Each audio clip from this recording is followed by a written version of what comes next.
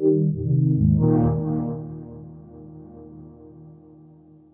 Rachelle Davis, a software engineer on Hearthstone. So Rachelle, in the new expansion, there seem to be a lot of random card elements. Like, how will that play into the decision-making of Hearthstone?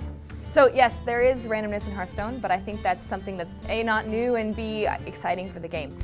We have two big reasons that I think randomness is a great thing for Hearthstone. One is the player stories that kind of emerge from randomness. So if you think about something like our new piloted mech mechanic, where you've got a mechanical on the board that when he dies, a random minion with some parameter, we've got a random 2-cost minion, or perhaps a random 4-cost minion, or perhaps a random legendary minion is going to come out of the mechanical that has just died. You don't know what it's going to be, and when it hits the board, it's going to fundamentally change whatever the current board state is.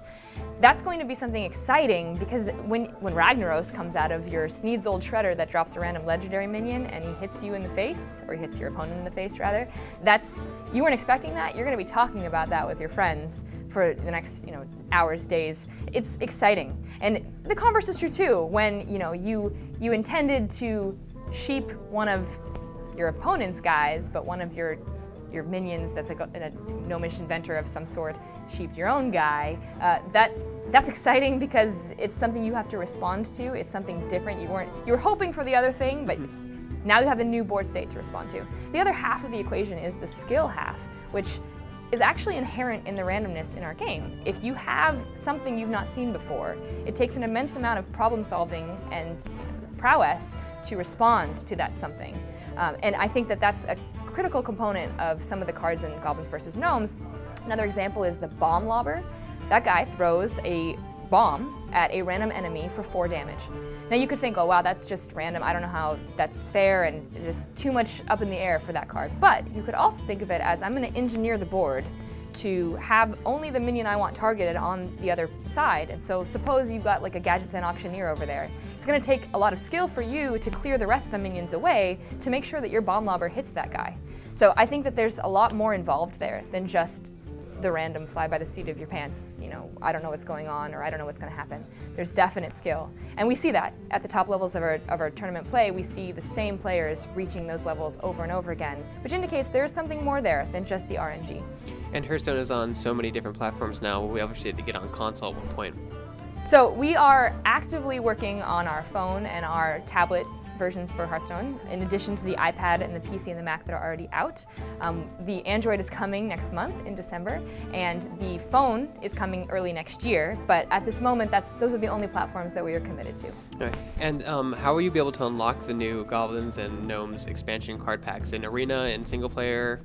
We have a lot of options actually, which is great because you can do it however you want to do it. Of course, we will have a new pack in the store. It is distinct from the existing Expert pack, so you'll see 2 in there. And the Expert pack and the Goblins vs. Gnome pack will be the same distribution. So if you'd like to purchase it for dollars, or if you'd like to purchase it for gold, you have that option. Same exact costs as well.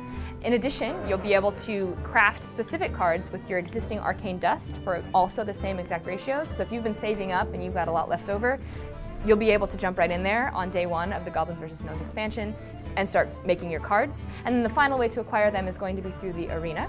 When you finish an Arena game, you always get a card pack as one of your rewards, and that card pack will become a Goblins vs. Gnome card pack. Right. How will Arena evolve going forward? So in the Arena, with Goblins vs. Gnomes, you will start seeing Goblins vs. Gnomes cards appear. And other than that, it's very much the same as you see it today. It's just there's going to be new options when you're getting your Arena draft selections.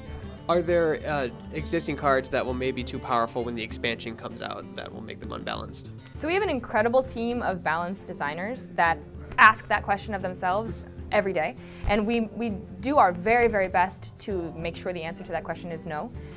We've got them looking at the new cards, with how they synergize with the old cards. We've got them looking at the old cards in their own right, the new cards in their own right.